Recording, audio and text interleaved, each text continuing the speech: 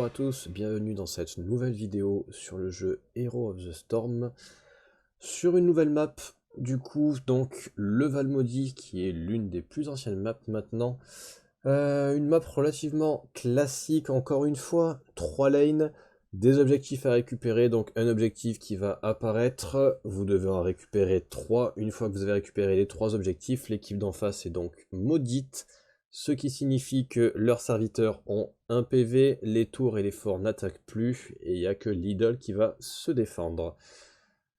En avant, on est parti, donc comme d'habitude, en non classé, ce qui va nous permettre de voir le draft. Et on a donc 2 collègues avec nous. On a un collègue platine, un collègue diamant, et je suis toujours en diamant 5.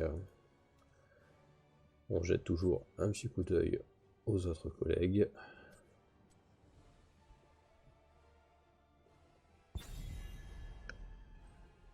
Donc on voit qu'on n'a pas le first pick, c'est à eux, donc de first ban par extension de first pick. Ils bannent L de mort, ce qui nous arrange pour le coup, puisque de toute manière on l'aurait viré. C'est une map où il y a besoin vraiment de beaucoup se promener, donc c'est pour ça, Falstad, on préfère le virer direct dans le sens où il y a quand même un risque pour qu'il solo quelque part, et après qu'il s'envole pour basculer, donc directement, soit sur une autre lane, soit sur l'objectif. Dans l'idée, je vais partir sur Asmodan. Ça permet de contest assez facilement les objectifs. Ça permet aussi de stacker très rapidement une fois qu'ils sont maudits. On ban Garrosh étant donné qu'on va pas le pick. Abatour qui a été ban en face pour les mêmes raisons que j'ai ban Falstad. Orphea qui est first pick. Ce qui pour le coup est un petit peu ambitieux mais soit. Du coup, Variant, Asmodan qui sont récupérés. Voilà, Asmodan, il y aura 2 builds qui sont dispo avec. Le build laser, très sympa pour solo. Maintenant là, ça sera pas l'idée, vous allez voir, on va partir sur un build qui sera plus globe en l'occurrence. Le personnage est vraiment ultra fort. Le point négatif, c'est que très souvent vous avez tendance à jeter des globes sans forcément aller au corps à corps. Maintenant sur cette map, le passif est vraiment très bon et ça se stack assez rapidement. En face il récupère Artanis, Alexstrasza. Alors le pic d'Alexstrasza est un mystère, étant donné que le plus gros soin qu'elle a, ça sera une zone au sol où tous les héros vont se mettre pour récupérer donc des soins, alors qu'Asmodan, ça sera parfait pour pouvoir le contest. Je ban Arthas tout simplement parce qu'on a un variant. Donc variant, on n'a pas nécessairement envie qu'il soit ralenti. A priori, le collègue n'a pas prévu de nous annoncer, on ne sait pas s'il va partir Twin Blade, s'il va partir Colossus, s'il va partir Tank. Dans tous les cas, on a envie d'éviter les ralentissements. Le pic d'Artanis, très probablement pour pouvoir contest facilement à l'ulti. Ça reste aussi un excellent solo laner. Malfurion qui est pris, ce qui est plutôt une bonne nouvelle pour nous, vu que c'est un très bon soigneur et qui va rendre du mana, ce qui est la grosse problématique d'Asmodan. Diablo qui est récupéré actuellement, il n'y a pas grand chose pour le contest. Je sais qu'en plus le collègue joue assez fréquemment Diablo, c'est également pour ça que j'ai ban Garrosh au premier tour. En face, donc, ils n'ont pas pris d'assassin auto-attaque ni de main tank. Ils partent sur un Zeratul balafré. Zeratul qui pour le coup n'est absolument pas une menace, étant donné qu'on n'a pas forcément de fragile. Et balafré, il y avait un risque sur un combo balafré Artanis, où il pouvait nous attirer et nous switch. Maintenant c'est vraiment la seule inquiétude qu'on aurait actuellement. En avant du coup donc pour la game. Le niveau 1 de toute manière, comme vous voyez, c'est forcément une quête sur le globe. Je préfère personnellement la gloutonnerie. C'est déjà plus facile à stacker, vu que vous récupérez 3 stacks par héros touché et non 2. Mais surtout, une fois que vous avez fait les 200 points, donc les 200 sur 400, la moitié de la quête, vous allez récupérer un temps de recharge, ce qui est très sympa puisque vous allez pouvoir donc lancer plus de globes, et en l'occurrence là je vais pouvoir contest Alexstrasza beaucoup plus facilement. Un petit conseil sur le trait, il a été augmenté il y a quelques patchs maintenant.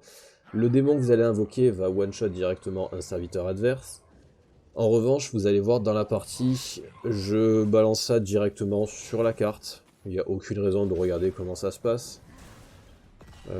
Voilà, tout simplement, vous allez perdre de la visibilité, alors qu'avec Asmodem, vous avez envie de savoir en permanence où sont situés les adversaires. On regarde juste les quêtes, on récupère quelques stacks, et vous voyez, voilà. Je balance le démon, pas en haut, puisque Artanis est déjà en haut, donc je demande aux collègues de pouvoir décaler. Valira qui part en haut, Variant qui part en bas, du coup moi ça me permet de rester au mid et de stacker. Petit conseil aussi sur le démon, le deuxième sort, alors là juste je me coupe, vous voyez, voilà, le contest sur les soins d'Alexstrasza qui sont ridicules. Le petit démon qui est invoqué là fait quelques dégâts de brûlure, en soi c'est relativement anecdotique. Maintenant ça va permettre de révéler les invisibles. Donc voilà, Zeratul, on peut le révéler comme ça. Ça changera pas grand chose pour un Zeratul, mais mine de rien, sur une Valira ou quoi, ça peut changer pas mal d'engage. Valira qui solo en haut contre Artanis, ça se passe relativement bien. Variant donc qui est en bas contre un Zeratul balafré, c'est déjà un petit peu plus compliqué. On profite pour continuer à stacker tranquillement la quête. Voilà, on jette un petit coup d'œil en haut, voir si tout va bien. En haut, il y a Artanis qui a un dépush un petit peu plus gros que le balafré. On met donc le trait sur le balafré en bas qui aura plus de mal à dépush. On récupère le globe pour espérer avoir moins de mana sur le heal. On voit qu'il y a les soins, on continue à stacker dessus.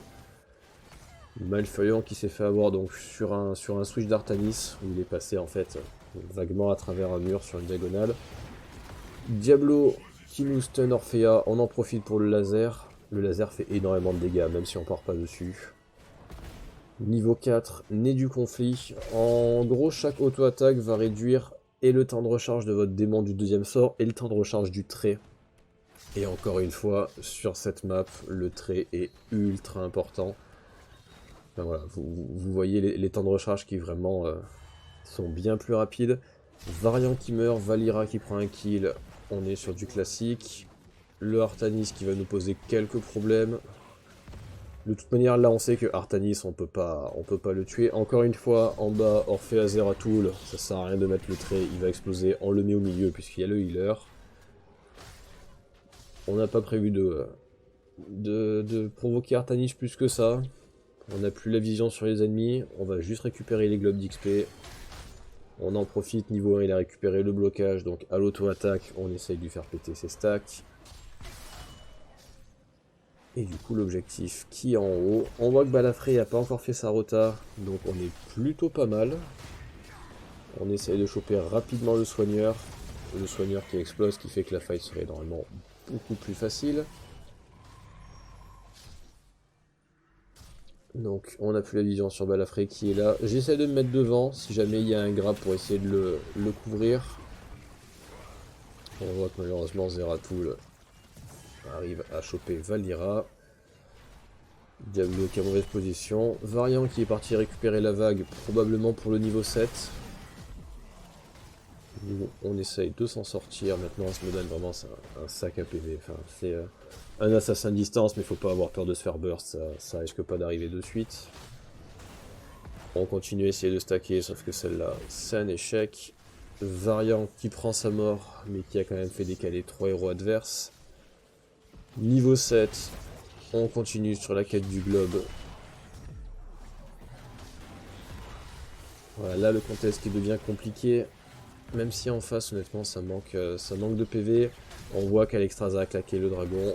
On balance le trait en bas pour essayer de récupérer de l'XP. On continue à stacker dans la mesure du possible. Mine de rien, là, les stacks qui sont faits assez rapidement, enfin 115 en 4 minutes, c'est plutôt une bonne nouvelle.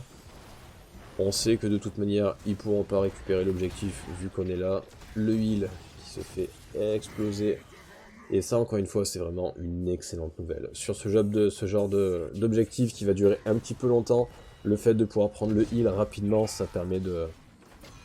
ça permet de pouvoir, même si on se fait contest, de pouvoir tenir un petit peu plus longtemps sur l'objectif. En plus, ça, c'est avec Asmodem, honnêtement, tant que vous tenez, c'est du bonus pour votre trait.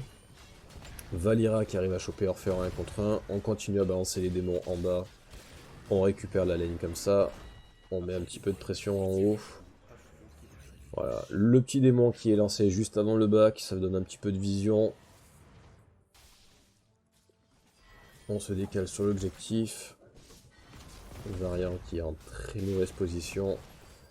Maintenant Variant pour le coup c'est assez solide, il tape un petit peu pour se régénérer. Là on va mettre quelques auto-attaques pour pouvoir récupérer le trait. En gros l'objectif de départ c'était de pouvoir récupérer rapidement le trait pour réussir à défendre le camp. J'ai essayé de mettre le démon pour contrer le hook de Balafré. Là malheureusement je me prends le hook, je me prends le TP. On essaye de prendre le laser pour essayer d'avoir un peu de dégâts. Mais ça permet de temporiser pour que Diablo récupère l'objectif. La fight qui se met pas trop mal. Valira qui essaie de coller les murs pour TP. Voilà, Valira qui récupère les heals. On récupère le tank. Voilà, là malheureusement j'aurais préféré mourir un tout petit peu après pour pouvoir claquer mon trait en bas. De toute façon là c'est trop tard, ça a accumulé donc je claque le trait en haut, je voulais claquer, excusez-moi, du coup je le claque en bas puisqu'il est trop tard. Je vais directement aller en haut pour défendre. Voilà, les easy qui font mal, ça c'est les easy standards, c'est-à-dire de type dégâts de siège. Où en gros bah, les tours récupèrent pas l'aggro, donc de toute manière vous êtes obligé de les défendre à la main la plupart du temps. Les ultis, les deux sont très sympas. Celui-là fait beaucoup plus de dégâts en teamfight et ça permet aussi de pouvoir stacker beaucoup plus facilement. Étant donné que vous allez quasiment one shot toute la wave. Vous l'activez, le prochain globe fait plus de dégâts. Voilà, à ce stade, vous allez one shot le mage. Il me semble arriver aux alentours des 200, vous allez one shot les 3 archers. Là, il n'y a aucune raison d'y aller. Honnêtement, l'engage de Variant a été un peu costaud. Je sais pas s'il a été hook par Balafré, je sais pas s'il a été chopé par Artanis. Je vais continuer à stacker tranquillement. Voilà, ils ont le niveau 10, on a le niveau 10, maintenant on n'a pas Variant. Logiquement, on n'aurait pas dû se fight ici. Mais étant donné que c'est chez nous, on va essayer de contest un petit peu. Encore une fois, c'est le gros avantage d'avoir un Smodan. Voilà. Le côté un peu plus négatif, c'est que là ça se bat un petit peu partout, ça se bat en haut, ça se bat en bas, ce qui fait qu'ils sont absolument pas stackés. Là pour le coup malheureusement je peux pas défendre Malfurion en plus. Je claque le trait en bas. On a tenté de défendre Malfurion du plus possible. Maintenant Diablo qui va récupérer l'objectif qui sera pas contest, ce qui fait qu'ils vont prendre leur première malédiction. Donc logiquement la première malédiction ça va vous permettre quand même de récupérer pas mal d'XP. Encore une fois on essaye et de protéger Variant et si possible de stacker. Et là de toute manière la fight est en notre faveur, c'est à dire que plus on se bat ici et moins ils pourront défendre. Donc nous qui restons ici autant qu'ils veulent, il n'y a aucun problème. Ils essayent de s'entre-sauver les uns les autres. En plus on récupère des kills.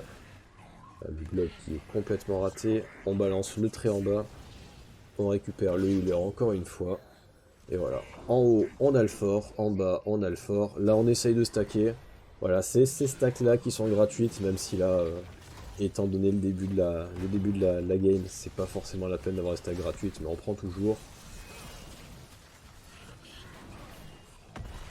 Là malheureusement je time assez mal ma boulette, du coup j'arrive pas à choper la vague. Un petit conseil aussi, ça paraît pas grand chose, à la fin de la malédiction, les serviteurs adverses récupèrent leur PV, donc essayez de les choper justement avant qu'ils les récupèrent, ça permettra d'avoir un petit peu plus d'XP gratuitement. Là j'essaie de stacker pour monter à 200, sur 200 vous avez votre premier bonus de quête, Variant qui s'emballe un petit peu, et qui du coup fait le boss. Dans l'idée c'est pas mal, maintenant c'est assez compliqué étant donné que personne n'est mort en face. Mais Balafré fait une engage qui est répugnante. Orphea qui, on la voit, est pas du tout arrivé. Alexstrasza qui du coup claque son ulti. Donc Balafré qui a bien full HP, mais du coup ça nous permet de choper Alexstrasza. On voit en haut Zeratul qui commence à agresser Valira.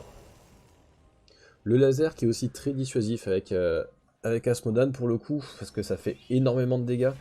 Voilà, le petit trick, là, pas grand chose. Les démons que vous faites apparaître devant vous, si jamais vous êtes collé à un mur, ils vont apparaître de l'autre côté.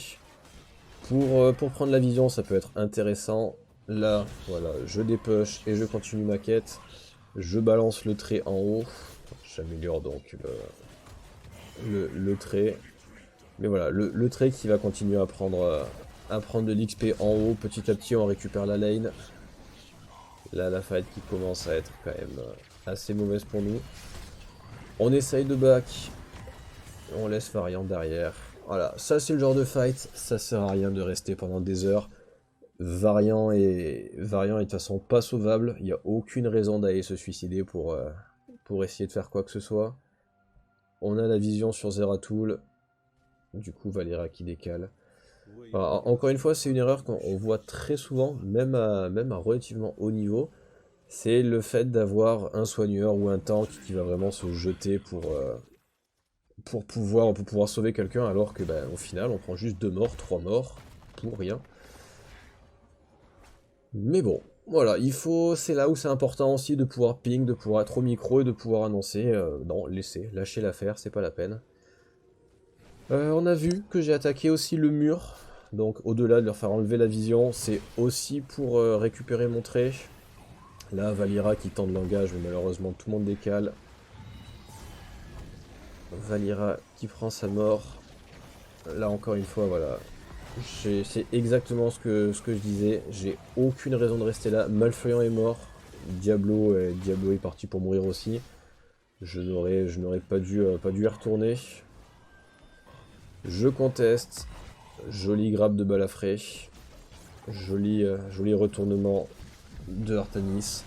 Et voilà, encore une fois, j'avais aucune raison de me placer là. C'était une erreur. J'avais pas besoin de contest d'aussi près. Variant qui tente le 1 contre 5. Avec avec perte et fracas. Joli save d'Artanis. Et voilà, encore une fois, Diablo qui essaye de le sauver, mais Variant qui décide d'y retourner. Donc voilà. C'est ce genre de move qu'il faut savoir faire, en l'occurrence le move de Diablo. On essaye, la personne donc n'est pas sauvable, donc on préfère reculer, le laisser prendre sa mort plutôt que de prendre 2 morts, 3 morts, et d'avoir une fight où on n'est plus que 2 ou 3, qui serait catastrophique. Là on voit qu'il tente le boss, du coup Diablo tente de les bait. Artanis qui décale, Zeratul qui décale, Balafré qui décale, du coup lui il est obligé de suivre. Et mine de rien, là c'est un magnifique move de Diablo, dans le sens où, certes, Malfurion meurt, ce qui est plutôt une mauvaise nouvelle. Je pense que je prends ma mort tout pareil. Voilà. Mais du coup, ils ont désengagé le boss. Ce qui veut dire qu'ils ont, sur leur triple kill, ils n'ont pas pu récupérer le boss, donc au final ils ont récupéré un double kill par-dessus, ce qui nous explique qu'ils nous mettent un demi-niveau. Mais voilà, le boss a été défendu, pas de la manière la plus propre qui soit, mais il a été défendu. Et on voit encore une fois que le tribut est en haut, ils sont 4 en bas, ils n'ont pas encore commencé leur rota. Donc on va essayer de le récupérer discrètement. Je check juste vite fait au niveau des quêtes, l'avancée notamment de celle de Balafré pour la régénération. On risque de perdre le fort en bas, mais bon. Actuellement on a encore tous les T1, on a tous les T2. Eux ils ont perdu tous leurs T1, ils ont encore leur T2. Je mets le trait en bas, toujours pour le trait au milieu, excusez-moi, toujours pour la même raison, c'est que en bas, avec Orphea et le healer, ça sera pas rentable. On récupère les barres d'XP, on continue à partir globe. De toute façon, voilà, le build globe qui n'a rien de compliqué. La quête niveau 1, selon vos préférences, mais je pense que le temps de recharge est clairement le plus intéressant.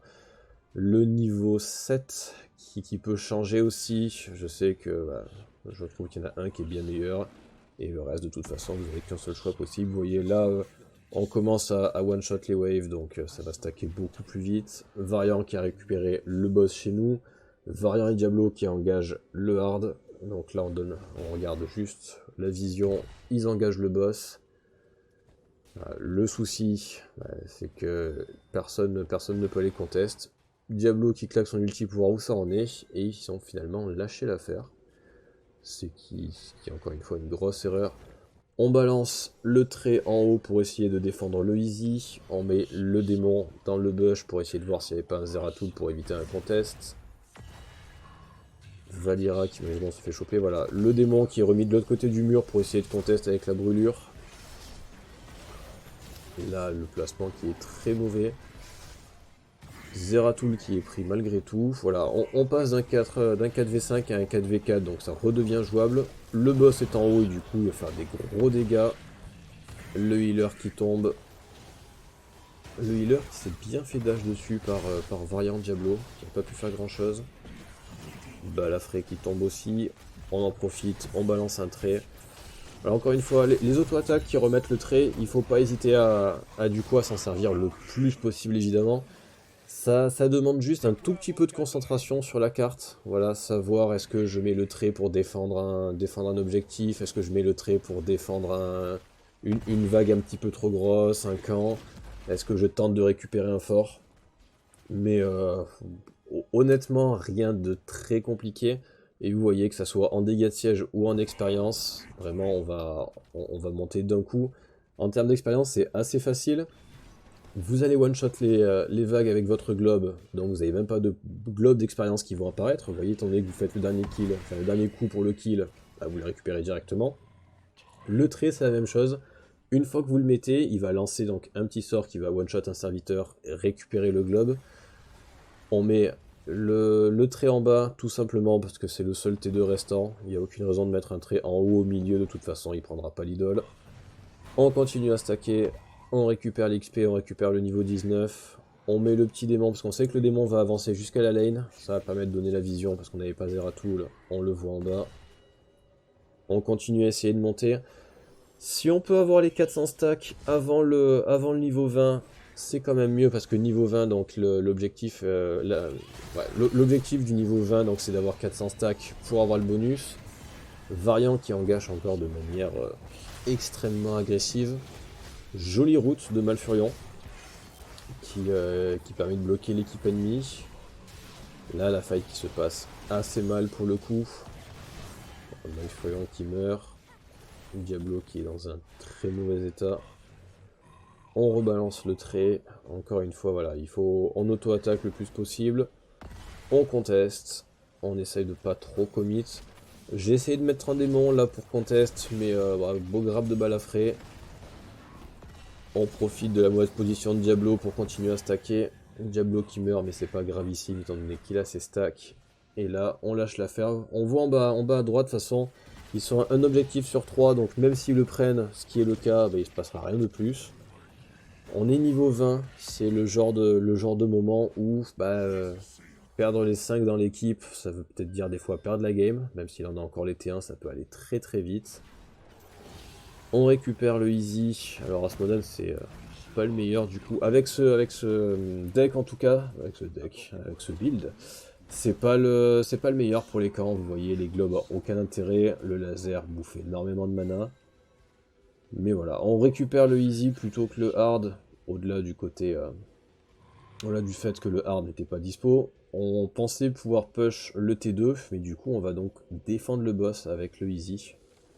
Vu que le easy a une attaque à distance, ça permet de ne pas prendre l'aggro du boss. On se met dans le bush classique pour les trappes.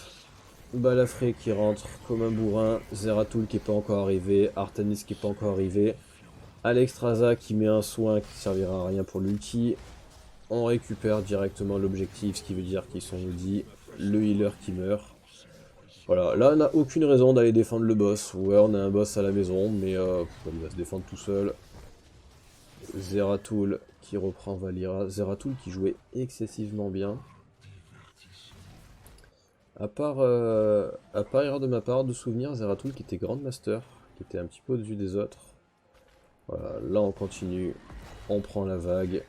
Voilà, tout simplement, on préfère prendre la vague du bas pour prendre le T2. Donc voilà, on aurait pu prendre celle du mid, on aurait pu prendre celle du top, on prend celle du bas pour le T2. On finit la quête même si on en a commit. Variant qui a back pour défendre le boss finalement. Pas sûr que ça soit intéressant, mais bon. Voilà, on a des grosses claques. Le trick du démon qui a pas fonctionné cette fois. Le Diablo qui survit le plus possible. Les globes qui font ultra mal. Honnêtement, quand vous avez fini la quête et vous claquez un ulti par-dessus, vous allez mettre des globes à 1500. ce qui est absolument énorme. On met le démon à droite pour vérifier que Zeratul n'arrive pas, parce que mine de rien, ils ont la vision et pas nous. Variant qui est reparti pour faire un boss. Après, bah, il part double lame, donc il a raison d'en profiter.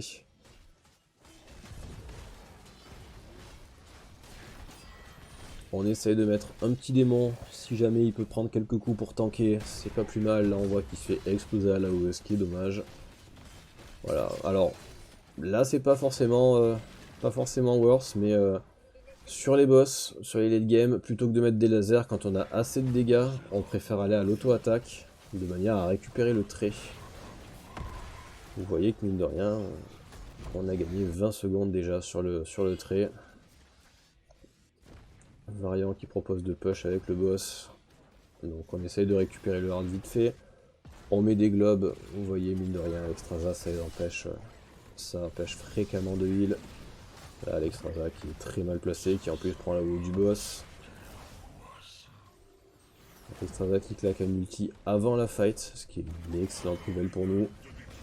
Les soins de l'Extrasa qui sont mis, mais au final ils prennent plus de dégâts que ce qui se soigne. On a chopé Balafré avec Valira Diablo sur le côté. On claque un trait pour être tranquille. Et là voilà, là c'est... on leur roule dessus là, il faut le dire. Alexstrasza peut rien faire, elle a plus de vie. Orphea peut pas engager avec un variant Valira. Artanis qui meurt, le boss qui termine. Voilà tout simplement. Donc d'après moi la meilleure façon de jouer à Smodan, vous voyez. Dégâts de siège, on est deuxième. Dégâts héros, premier. XP, on est premier. Ça se joue honnêtement très facilement. C'est ultra safe. Et bah, le pic avec Strasa clairement a aidé. Ça a été une erreur de sa part. Mais voilà pour moi la façon la plus facile de jouer à Smodan et surtout la plus rentable, que ça soit en bas ou en haut. Hello. Merci beaucoup en tout cas d'avoir suivi cette vidéo. Encore une fois, n'hésitez pas à me faire de retour sur les héros que vous voudriez voir, ou alors peut-être d'autres builds, éventuellement. Typiquement, Asmodan Laser peut se faire, même si ça sera à mon avis un petit peu moins intéressant que celui-là. Mais voilà. Sur ce, je vous dis très bonne journée, à très bientôt, et n'oubliez pas la petite cloche. Bonne journée.